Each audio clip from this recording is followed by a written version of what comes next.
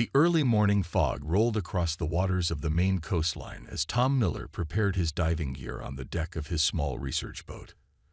At 32 years old, he had spent more time underwater than many fish, or at least that's what his fellow marine biologists often joked. The soft orange glow of the rising sun painted the fog in warm colors, promising good visibility for his morning dive. Another day, another set of samples, Tom muttered to himself as he checked his oxygen tanks. He had been studying the local marine ecosystem for the past 5 years, focusing on how climate change affected the deep water creatures in this part of the Atlantic. His small research vessel, though not fancy, had everything he needed: good sonar equipment, sample containers, and most importantly, reliable diving gear. The water temperature reading showed 54 degrees Fahrenheit, 12 degrees Celsius. Cold, but nothing his wetsuit couldn't handle. Tom went through his pre-dive checklist one final time, a habit that had saved his life more than once. Air tanks. Full. Backup regulator. Working. Emergency beacon. Charged. Diving computer.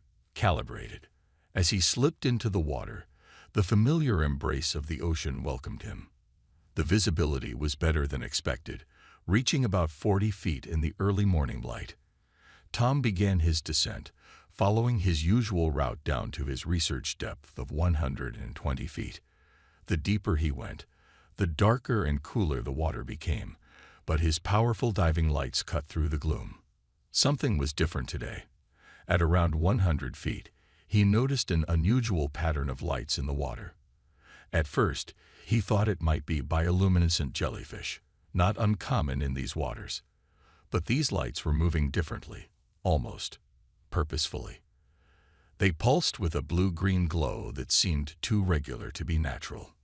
What the hell? He thought, adjusting his diving light to get a better look. The pattern was coming from somewhere deeper, past his planned diving depth.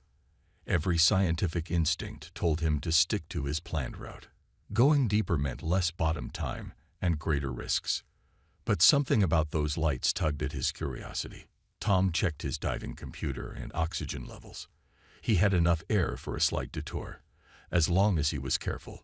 Slowly, he descended toward the mysterious lights, making sure to stay within safe limits. At 150 feet, the water pressure squeezed his wetsuit tighter against his skin, and the darkness pressed in from all sides. The lights grew stronger, and now he could make out movement. Something large was thrashing in the water, creating swirls of bioluminescence around it.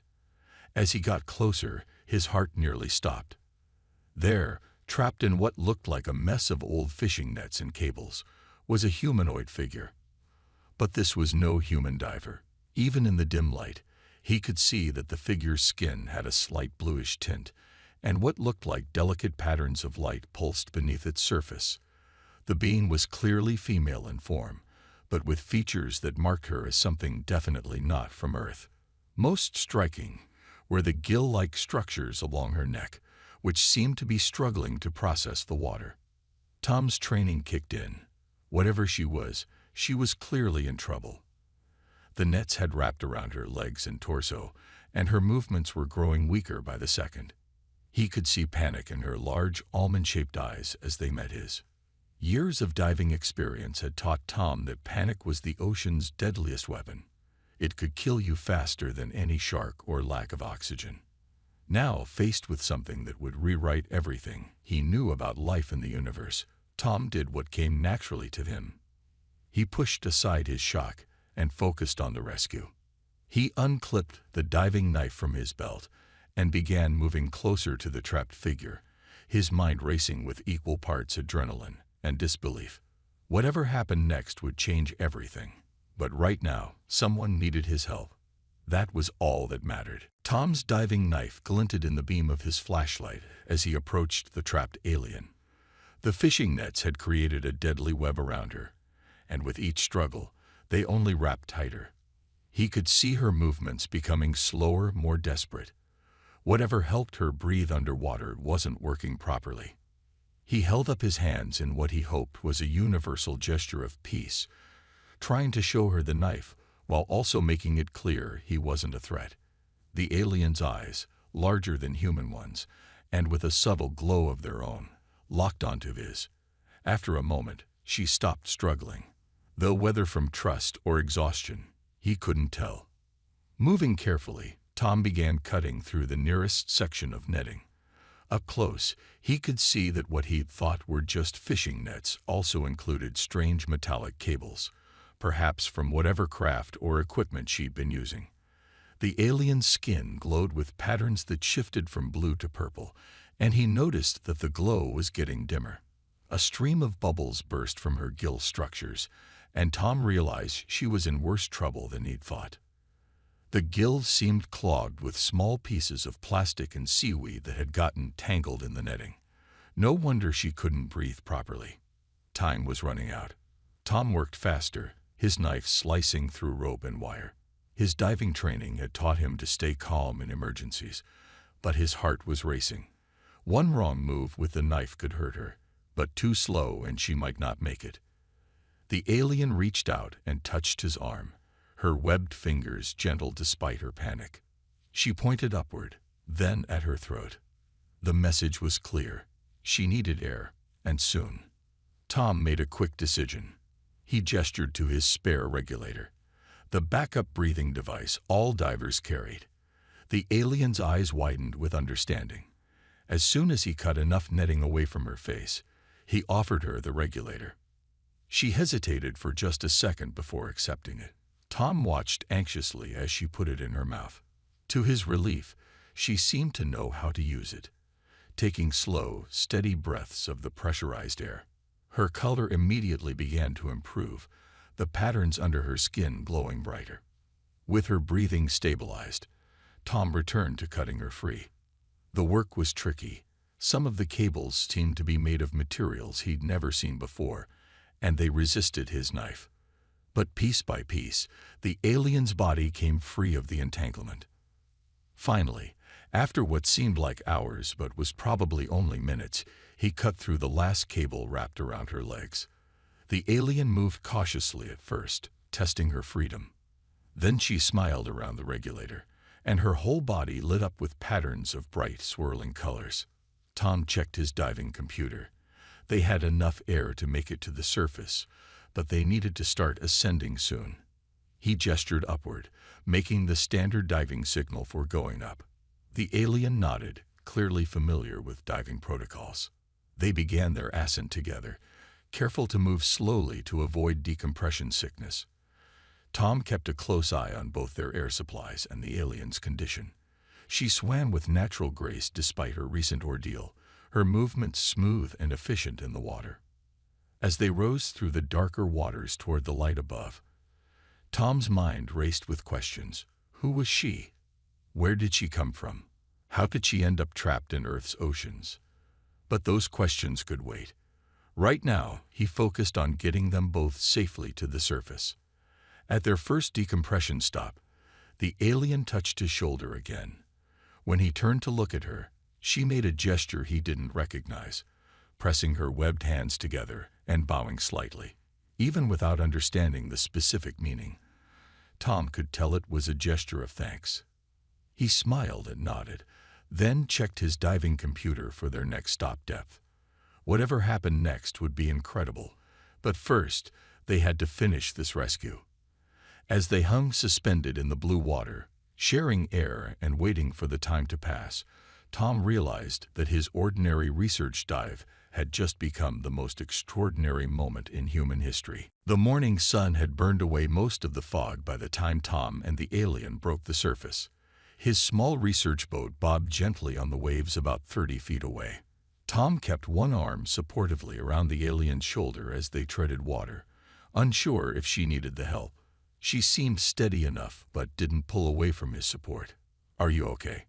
Tom asked, not really expecting her to understand. To his complete surprise, she reached up to her neck and touched what he had thought was just another glowing pattern. A small device lit up under her fingers. "Yes, I am well now, thanks to you," she replied in clear English, though her voice had a musical quality to it that made it sound like she was almost singing the words. My name is Blue. That is the closest translation your language has for it. Tom nearly forgot to keep swimming. You can speak English, he managed to say, starting to paddle them both toward his boat. This is a translation device, Blue explained, touching the glowing patch again. We have studied Earth's languages for many years, though I wasn't supposed to need it today. She looked embarrassed, her skin patterns shifting to a deeper purple. They reached the boat, and Tom helped Blue climb aboard first. In the full sunlight, he could see her clearly for the first time. She looked almost human, but her skin had a pale blue tint and was covered in subtle, shifting patterns of light. Her hair was a deeper blue, and what he had thought were strands of seaweed turned out to be natural extensions that moved like thin tentacles. She wore what looked like a skin-tight diving suit made of material he'd never seen before. I'm Tom Miller, he said, pulling himself up onto the boat. I'm a marine biologist. I study ocean life. He started removing his diving gear, watching as Blue did the same with practiced ease. Are you? Not from Earth. Blue smiled, showing teeth that were slightly sharper than human ones. No, I'm from a planet you don't have a name for yet. My people are called the Mary. We're an aquatic species, though we can breathe air too. Our gills just need to stay moist. She touched the gill-like structures on her neck, which now looked less swollen than they had underwater. What happened down there? Tom asked, reaching for a bottle of fresh water from his supplies and offering it to her. She accepted it gratefully. I was stupid and careless, Blue admitted after taking a drink. I'm a junior scientist, studying Earth's deep ocean ecosystems. We have research stations in several Earth oceans. I was supposed to stay in our protected research zones, but I saw something interesting and went too far. Her skin patterns flickered with what Tom was starting to recognize as embarrassment. Your ship got tangled in the fishing nets. Not exactly. Blue's expression grew serious. My personal transport pod malfunctioned. The nets caught me when I tried to swim back to our research station. If you hadn't found me. She shivered despite the warm morning sun. Tom processed this information slowly. So there are more of your people down there, studying Earth. Blue nodded. We've been here for centuries, watching your civilization develop. We're part of a larger group. You might call it a coalition of species. Earth is of great interest to many of them. And no one was supposed to know you were here, Tom guessed. No, Blue agreed. First contact wasn't supposed to happen like this. But now, she looked at him thoughtfully, her skin patterns shifting to a bright, clear blue. Now things will have to change. My people will need to make contact with yours soon. I need to report what happened. Will you be in trouble? Tom asked, concerned. Blue's laugh sounded like tiny bells ringing. For getting caught? Yes, but for being rescued by you. Her pattern swirled with bright colors. I think this might turn out to be a very good thing for both our peoples. Tom's research facility sat on a quiet stretch of coastline, far from the tourist areas and fishing boats. As he pulled his boat into the private dock, he was grateful for the isolation. The morning sun now high in the sky, he helped Blue out of the boat and led her toward the small building he used as both laboratory and living space. It's not much, Tom said, opening the door, but it's private. You'll be safe here until you can contact your people. The main room was filled with research equipment, computer screens, and tanks of various sizes containing local marine life samples. Blue's eyes lit up at the sight of his equipment, her skin patterns shifting to an excited yellow. You study ocean acidification effects on local species, she asked, pointing to one of his ongoing experiments. You can tell that just by looking. Tom was impressed. He'd assumed he'd be the one explaining things to her, not the other way around. Oh yes, though. She touched one of his instruments gently. Your equipment is very basic compared to ours. No offense meant, she added quickly. Tom laughed. None taken. I'd love to hear about your research methods. He pulled up 2 chairs, then went to get them both some water. When he returned, Blue was studying his wall of research photos with intense interest. You know, she said, accepting the water, we've been watching humanity for a very long time, especially your interactions with the oceans. Her expression grew serious.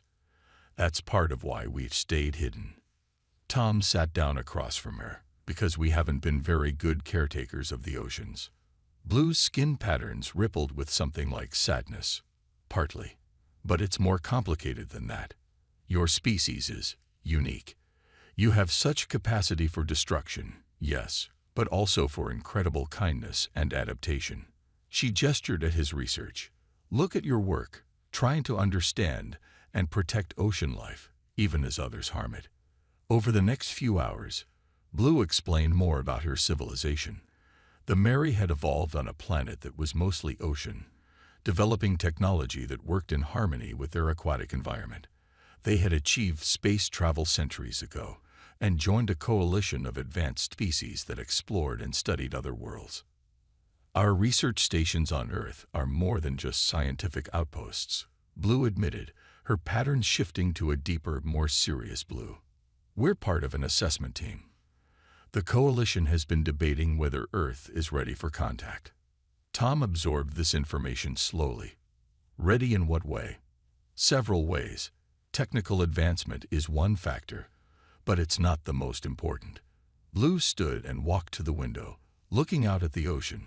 We look for signs that a species can handle knowing they're not alone in the universe, that they can be trusted with advanced technology, that they won't react with fear and violence to things they don't understand. Tom thought about this.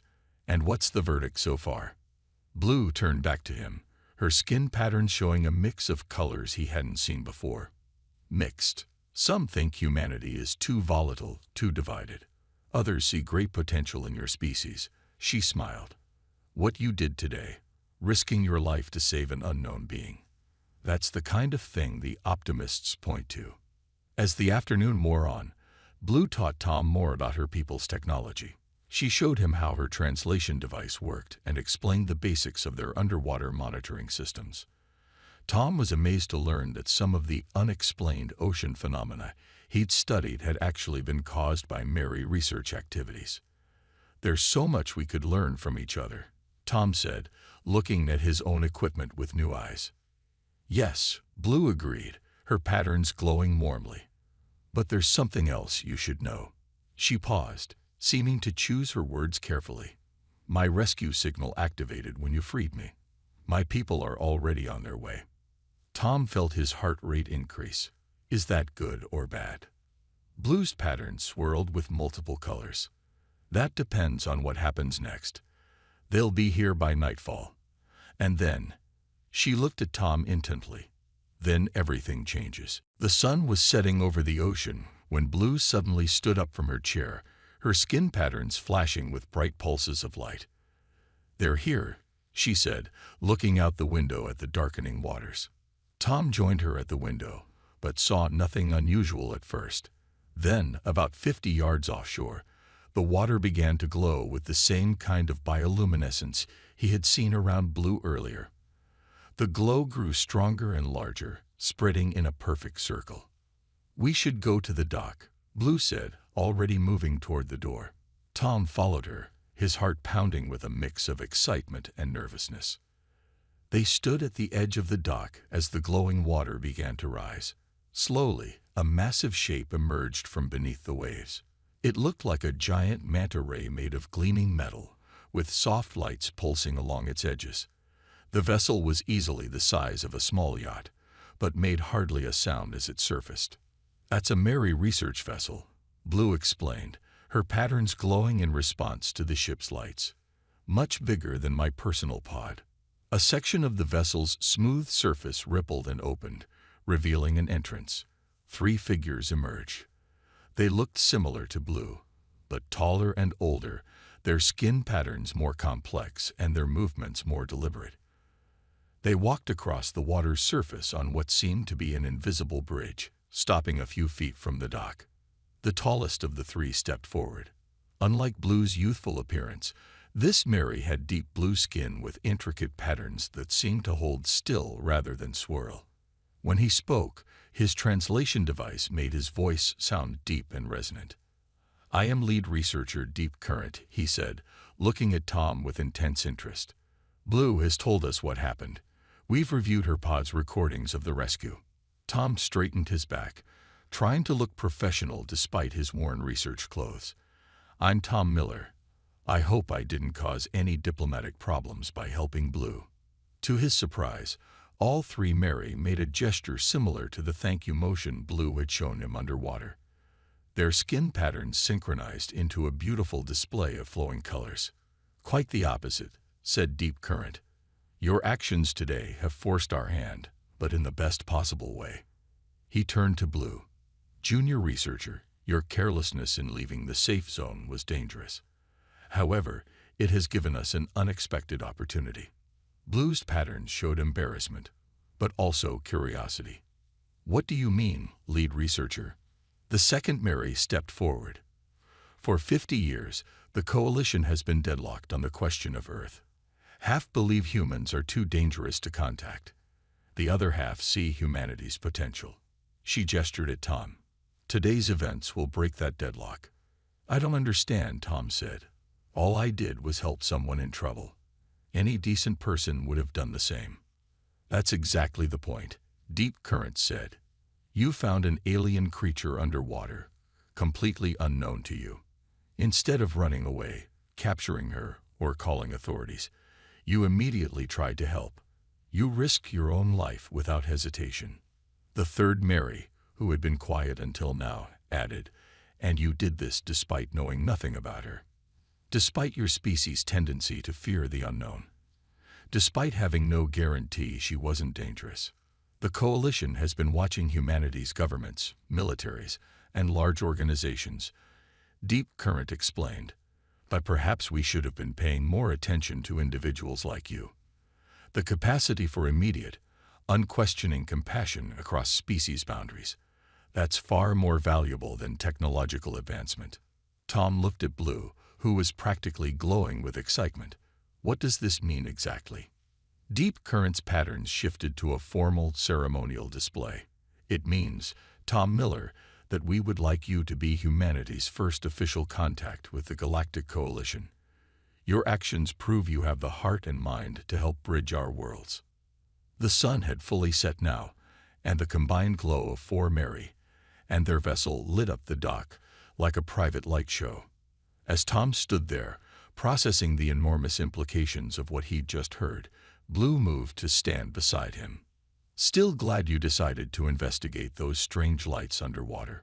she asked, her patterns twinkling with amusement. Tom stood on the deck of the Mary vessel, trying to take in everything around him. The inside of the ship looked like something from the most advanced science fiction movies, but somehow more organic. Living lights pulsed along the corridors, and screens made of what seemed like liquid crystal floated in the air. "Please, sit."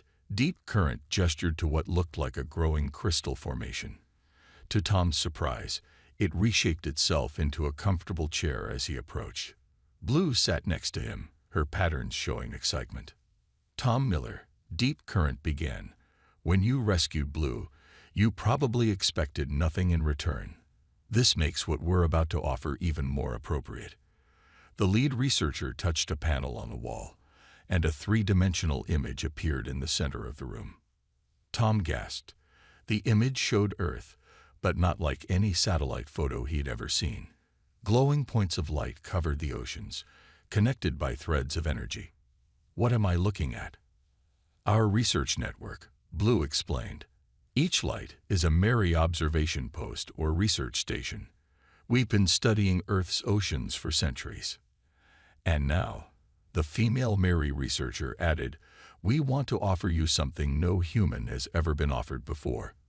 She made a gesture, and the image changed to show a vast structure hidden deep beneath the Pacific Ocean. "This is our main Earth facility. We want you to be the first human to visit it." Tom's mouth fell open. "Me? But why?" "Because," Deep Current said, "we need someone who can help introduce our peoples to each other. Someone who has proven they can handle unexpected contact with alien life. someone who acts with compassion first and asks questions later. Blue's patterns swirled with happiness. They want you to be Earth's first ambassador to the coalition, Tom. But I'm just a marine biologist, Tom protested. I don't know anything about diplomacy or international relations. The third Mary researcher spoke up. You know more than you think. Your work shows you understand the delicate balance of ecosystems. You study how different species interact. You look for ways to protect and preserve life. These are exactly the skills an ambassador needs. Deep Current nodded. We don't need another politician. We need someone who understands both the scientific and humanitarian aspects of what's to come. The female researcher touched another panel, and new images appeared. They showed vast underwater cities, ships that could travel through space as easily as water, and technologies Tom couldn't even begin to understand. If you accept, she explained, you'll learn about all of this. You'll help us plan how to introduce these technologies to Earth gradually, in ways that won't disrupt your civilization too severely. You'll be the bridge between our worlds. The coalition has already approved this plan, Deep Current added. They were impressed by the recording of Blue's rescue. They agree that someone capable of such instinctive cross-species compassion is ideal for this role. Tom looked at Blue, who gave him an encouraging smile. What about my research here? That's the best part, Blue said excitedly. You'll have access to all our data about Earth's oceans. Centuries of observations, studies of species you haven't even discovered yet. Think of how much good you could do with that knowledge. And of course, Deep Current added, you'll have time to put your affairs in order and prepare. We understand this is a life-changing decision. Tom stood up and walked to the window-like surface of the vessel. He could see his small research facility on the shore, its lights dim compared to the bioluminescent glow of the Mary ship. This morning, he had been just another marine biologist doing his small part to understand the oceans. Now, he turned back to the group. If you think I can help, if you really believe I'm the right person for this, then yes, I accept. Blue's patterns exploded with joyful colors. The other Mary displayed their own patterns of approval and satisfaction. Deep Current rose and made a formal gesture. Then, Tom Miller, welcome to your new role as humanity's first ambassador to the stars. 2 weeks had passed since Tom's life-changing decision. He stood at the podium in the United Nations General Assembly Hall, looking out at the sea of faces before him. Representatives from every nation on Earth waited anxiously for him to speak. Behind him stood Blue and Deep Current, their presence causing excited whispers throughout the hall. Getting to this moment hadn't been easy. The first few days after his decision had been a whirlwind of activity. The Mary had helped him prepare his presentation to the world's governments, backing up his story with undeniable evidence of their presence on Earth. Their massive vessel now floated openly in New York Harbor, impossible to ignore or deny. Tom took a deep breath and began his speech. 20 years ago, I decided to become a marine biologist because I wanted to understand the oceans. 2 weeks ago, I discovered that the oceans held far more mysteries than I ever imagined. He gestured to his alien companions. As you can see, we are not alone in the universe. More importantly, we are not alone in our own oceans. The room remained silent, hanging on his every word. Tom continued, his voice growing stronger. The Mary have been studying us for centuries. They're part of a larger community of spacefaring species, a coalition that has been watching humanity's development.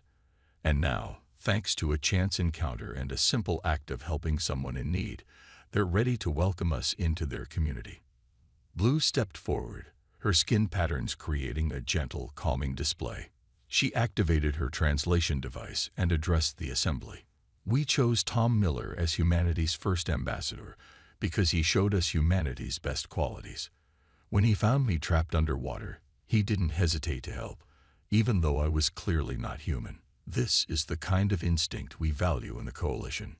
Deep Current joined them, his formal patterns drawing gasps of amazement from the crowd. We offer humanity a chance to join us, not as subordinates, but as partners. We have much to teach you, but we also have much to learn from you. Tom pulled up the holographic displays the Mary had provided, showing the assembly images of their underwater cities, their advanced technology, and their environmental preservation methods. "This is just the beginning," he explained. "The Mary will help us clean our oceans, develop sustainable energy sources, and advance our technology in ways that work with nature instead of against it." Questions erupted from the assembly. How long will this take? What are the conditions? Why now? Tom raised his hands for quiet. This will be a gradual process. We'll start with environmental restoration projects and scientific exchange programs. The coalition believes in responsible development. No technology will be shared until we're ready to use it wisely. Blue touched his shoulder supportively as he continued. "I'm not a politician or a diplomat. I'm a scientist who happened to be in the right place at the right time, doing what any decent person would do. But that's exactly why the Mary chose me, because sometimes the simplest actions have the biggest impact." As the session continued, Tom felt a deep sense of rightness about it all. Looking out at the assembly, he saw fear and uncertainty in some faces, but also hope and excitement in many others. This was just the first step in a journey that would change everything.